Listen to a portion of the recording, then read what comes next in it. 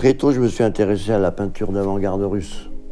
J'ai travaillé pendant beaucoup d'années à l'hôtel Drouot chez des commissaires-priseurs. Puis un jour, j'en ai eu marre, j'ai dit, tiens, j'ai ouvert un local. Donc je me suis dit, tiens, je connais bien la peinture de l'avant-garde russe. Je vais commencer à faire des expositions avec ça. Le premier que j'ai rencontré, c'était un peintre qui s'appelle Annenkov. Parce que j'avais trouvé à l'hôtel Drouot, dans une vente comme ça, ordinaire, un très beau collage des années 20. Pour rien. Donc je l'ai acheté et après j'ai essayé de savoir qui était Annenkov. Comme il était encore vivant, j'ai pu le rencontrer. Et c'est lui qui a commencé à me raconter un peu toute l'histoire de l'avant-garde russe à partir des années 10. Voilà, comme ça que les choses sont faites. Mais à Paris, à cette époque-là, on trouvait absolument toutes les œuvres de tous les artistes russes. Parce qu'ils étaient venus à Paris, ils avaient laissé des œuvres chez les gens. J'ai connu beaucoup de survivants de l'époque révolutionnaire.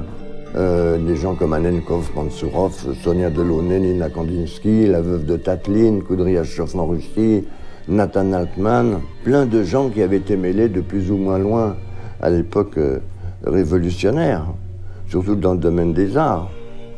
Il y avait la génération qui équivalait à la génération de ces peintres-là, ils étaient tous en train de disparaître, ils avaient tous 80 ans. Et de la nouvelle génération des soviétiques, c'était une peinture totalement interdite en Russie.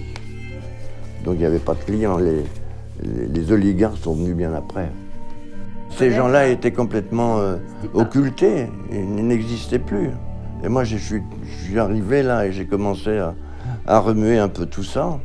Et j'ai essayé de faire des expositions, mais il n'y avait pas beaucoup de succès. Et ça demandait des années avant que tout ça commence à évoluer.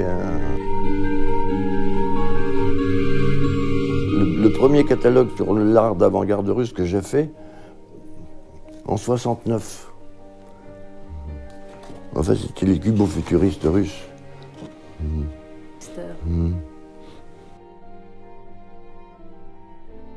Oui, c'est des collages. C'est un poète qui avait été mêlé un peu avec tous les dadaïstes et les surréalistes. Georges Junier. Magritte, Masson, Marcoussi, Zetkin, Man Ray, Picabia, Picasso, Max Ernst, Léonard Fellini, Belmer, Harpe, Balthus, Cocteau, Dali. Malevich, la première exposition de Malevich à Paris. Je n'avais pas des grandes œuvres parce que les peintures étaient impossibles à trouver, mais ça c'est à Beaubourg maintenant ces dessins-là. Qui venait au vernissage? Vous avez tous les Russes? Oui, beaucoup de Russes. Il y avait une population à vernissage qui n'avait rien à voir avec le fonctionnement d'une galerie. Alors il y avait plein de gens qui venaient bouffer des petits fours et des gâteaux et boire un coup.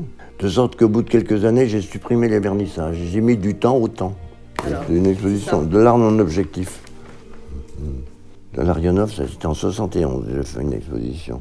C'était chiant parce qu'avoir une galerie à cette époque-là qui ne fonctionne pas très bien, il fallait faire du courtage. Il fallait faire du courtage? Oui, oui. Il fallait vendre un Le Bourg, sur lequel on gagnait 2000 francs, et ça payait une partie des frais de la galerie. Enfin, bon. Ça, c'était charmant, Bellacada. Mais je ne faisais pas toujours des catalogues, hein, parce que les catalogues, ça coûtait beaucoup d'argent. Mais j'ai fait surtout beaucoup de peintres qui ne fonctionnaient pas du tout en France. Il y avait peut-être quelques clients pour des Kandinsky ou des choses comme ça. Mais... Les musées n'achetaient rien, les musées français. Donc c'est pas facile. Ça, c'est une exposition que j'avais organisée pour ma copine. Carla a mis dans les mortes, la pauvre, d'un cancer du cerveau aussi, il n'y a pas eu.